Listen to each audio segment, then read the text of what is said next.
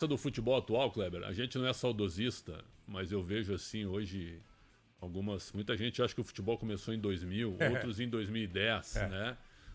E não adianta, a nossa geração, quem viu, nós vimos jogadores espetaculares. Sem dúvida. Hoje a gente vê assim as análises muito baseadas hoje no Mbappé, no Vinícius, né, que são os caras que estão aparecendo. Extra série. O Rodri, que é um baita volante para a situação atual. Claro. Eu acho o De Bruyne um craque, né? Mas deve estar uns 5 anos entre os melhores do mundo. Pois E nunca ganhou o prêmio e a gente fica cobrando dos nossos que ganham. E aí eu brinco que ele não tem tatuagem, né? Que ele não é midiático, né? Que, sabe? Que ele parece um coloninho, assim. Verdade. E aí, acho que isso talvez o atrapalhe, não sei. Mas é um baita jogador. E aí eu vejo, assim, Messi e Cristiano Ronaldo estão em fim de carreira ao mesmo tempo. Sim. Mas eu vejo muito negócio, porque o futebol atual não era tão bom quanto o futebol antigo não era tão bom quanto o futebol atual. Queria ver o fulano jogando atualmente sem espaço, com marcação, pressão e forte, né? Não acho um pouco de equívoco, né, nessas análises? Eu acho um pouco... Cada um na sua época, mas ao mesmo Lógico, tempo... eu não sei, pode ser um equívoco. Eu acho que é uma seletividade desnecessária para você pensar futebol. O futebol, ele não pode ser pensado nem em 1960, nem em 70, nem em 80. O futebol é um esporte que vai andando, evoluindo do mesmo jeito que o basquete. Né? Do mesmo jeito que o voleibol. Quando em 1992 o Zé Roberto Guimarães botou um time com 5 atacantes, pegou o Carlão, que era ponteiro, fez o Carlão ser meio de rede, e o Brasil tinha 5 caras para atacar, os adversários ficaram sem entender direito como aqueles caras vinham do fundo da quadra e atacavam, e o Brasil foi campeão olímpico. E a partir disso, você vai ter outros. Nós sempre tivemos uma supremacia do futebol. Na questão técnica, principalmente, né? Na questão dos jogadores individualmente. Mas aí, a partir do instante em que o mundo começou de novo a importar talentos, depois que o mercado europeu abriu, depois que vieram os mercados orientais, o Oriente Médio, nós exportamos treinador, jogador, preparador físico, e aí a gente não queria que os caras aprendessem. Viessem para cá também. Não, e que eles lá não pegassem. Se nós temos como princípio que a sociedade europeia, não é à toa que é o velho mundo e o novo mundo. Se o velho mundo estudou, viu, aconteceu, teve experiência, eles não iam se reciclar no futebol, eles não iam melhorar no futebol, eles não iam amolecer a cintura do zagueirão. Sim. E aí nós tivemos o que eu acho que é uma discussão, Pretzel, que a gente não tem muito aqui no Brasil, não sei se por uma certa marra e tal. Qual é o nosso diagnóstico sobre o que o Brasil significa hoje no futebol mundial? Não estou falando de história, não é história. História não tem discussão, né? Então, assim, o futebol de ontem, de hoje, você tinha bons times antigamente e tinha maus jogadores. O Tostão escreve de vez em quando que na época dele tinha caneludo também. Claro que tinha. Tinha perna de pau também. Né? O cara bom jogaria em qualquer época. O Mbappé jogaria na época do Pelé. E evidentemente que o Gerson jogaria hoje, que o Falcão jogaria hoje. Se o Zidane jogou e foi sucesso, o Ademir da Guia jogaria e faria sucesso. Impressionante a similaridade, né? Dos movimentos, da passada. Né? O Zidane talvez seja mais presente na área adversária. Acho até por questão de posição. Acho que nós aqui cometemos alguns equívocos de pegar jogadores muito bons meio-campistas e transformá-los em meio-atacantes. E aí eles não são tão bons meios-atacantes e a gente perde a armação da jogada. Mas assim, não é saudosismo. Por exemplo, assim, qual é o celular melhor que você tem? O de hoje ou o primeiro que você teve? De hoje. Porque o de hoje faz muito mais coisa. Então, a questão não é saudosismo. Isso. O que é bom, seja qual for a época. Seja qual for a época, né? Um carro bom hoje talvez seja melhor melhor tecnologicamente do que um carro de 1980. Um jogador de futebol, como ele é um ser humano que vai entrar dentro de um contexto, você vai ter cara bom e ruim em todas as épocas. O coletivo melhorou. Outro dia eu ouvi de Mário Marra, que você conhece. Um abração para ele, nosso ouvinte também. O Mário Marra falou uma coisa assim, ó, o Brasil aprendeu a marcar. Agora precisa voltar a aprender a atacar. E acho que essa frase ainda pode ser bem trabalhada pelo nosso futebol. Hoje eu fiz um post, né, até lá no Band Esportes, que a gente pegou uma arte muito bem feita pelo Matheus, nosso colega lá, que eu pedi para botar o Ganso e ao lado dele, né, a escultura de o pensador, de Rodin, né?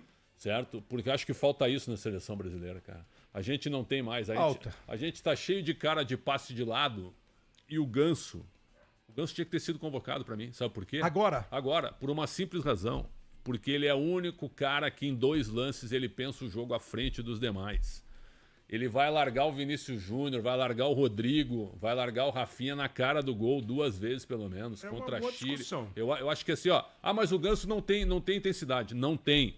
Mas a leitura dele, o posicionamento dele no campo, se o Brasil, em determinado momento, precisar por 20 minutos de um cara que dê uma agilidade, né, e dê um raciocínio rápido na armação, ele seria muito útil. São 26 convocados. São 26. O passe que ele viste, o passe que ele deu ontem pro Arias. Não, ele é um jogador extraordinário. Brincadeira. Quando apareceram Ganso e Neymar, havia dúvidas de quem era o melhor. O Ganso é melhor que o Neymar, lembra disso? Quem era o melhor. Então, assim, eu não sei se não passou o tempo. Eu acho que o Ganso precisaria ter, lá na 4ª temporada da carreira dele, ele poderia, e eu tô falando poderia porque eu não sei, nunca conversei com ele sobre isso, ele deveria ter sacado que aquele jogo dele precisaria ter um complemento que fosse esse complemento físico de intensidade. Porque este De Bruyne, que a gente citou agora há pouco, também é capaz de meter uma bola e deixar um cara na cara do gol, mas ele volta, marca, se precisar dar carrinho ele dá. E acho que o Ganso do São Paulo, quando ele veio para o São Paulo, ele começou a entender um pouco mais. Eu acho que na carreira do Ganso, algumas pessoas convenceram ao Ganso que o time do Ganso tinha que jogar em função do Ganso. E acho isso muito difícil hoje. Mas evidentemente que você pega jogadores assim, como o Ganso, o Alan Patrick, que andou jogando mal, agora está jogando bem de novo. São caras que têm um raciocínio, que têm esse pensamento. Mas eu confesso, acho que o nosso grande problema não é só o pensador, é o setor de criatividade, de pensar. É o brainstorm da seleção brasileira, que é ali o meio do campo. Claro. Aí a gente, assim, eu acho muito difícil. Se a gente não conseguiu ganhar 2 Copas com Casemiro e Fred, nós vamos conseguir melhorar o time com o Douglas, com o João Gomes, entende? É difícil. Esse sei lá, o Pablo Maia, que foi convocado e se machucou, infelizmente. Eu acho que nós estamos. E só para outra coisa que você falou acho que nós decidimos.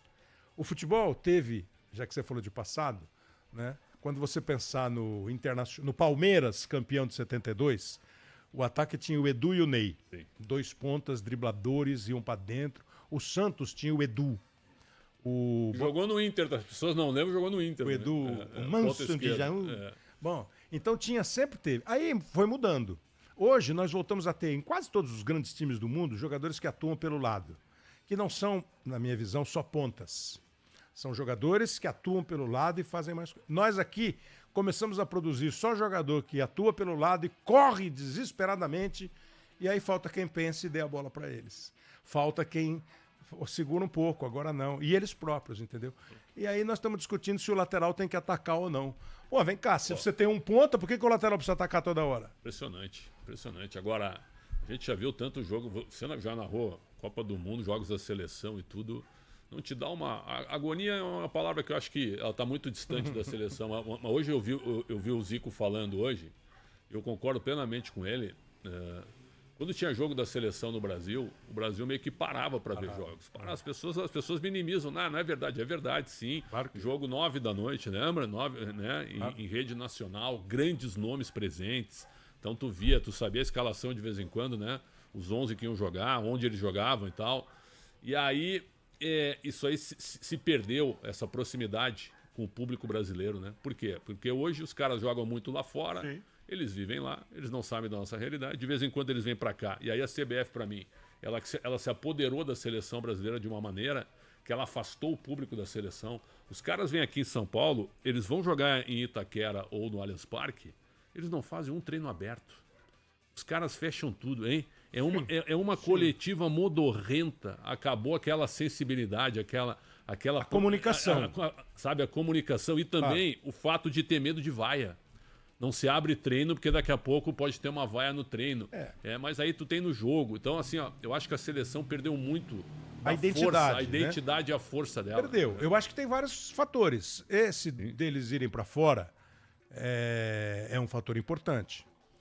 E hoje, né, o Zico saiu daqui para jogar na Udinese com 26, 27 anos, 28 anos. Quase 30. O menino, Estevão, vai jogar no Chelsea com 18 porque é lei, senão ele já estava lá. O Endrick, o Rodrigo, o Vinícius, eles foram todos muito jovens. Mas toda vez que eu converso com alguém que vive a seleção brasileira, todos me garantem que não há jogador que não tenha o maior orgulho e vontade de jogar na seleção brasileira. Eu costumo acreditar no que me dizem, mas acho que há uma distância.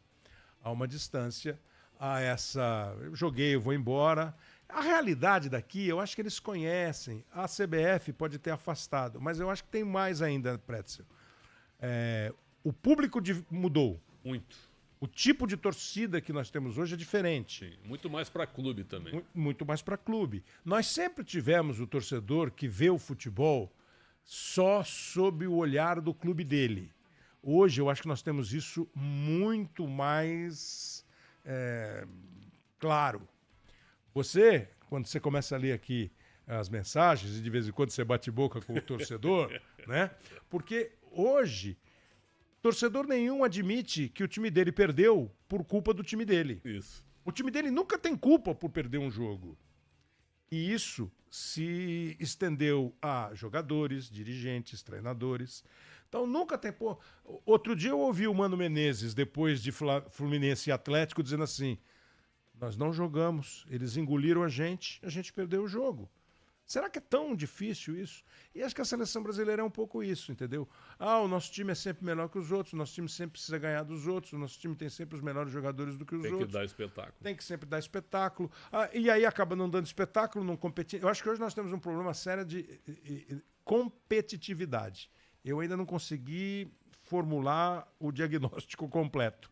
Mas acho que a gente compete. O Vinícius Júnior, que é o nosso melhor jogador, talvez, ele compete de um jeito no Real e de outro jeito na seleção brasileira. Dúvida. Se a culpa é dele, da seleção, se o mérito é do Real, eu não consegui. Pode ser a parceria ainda. também. Pode ser a parceria também. Pode ser a parceria também. Mas pelo menos um parceiro ele tem que joga com ele lá e cá. Claro.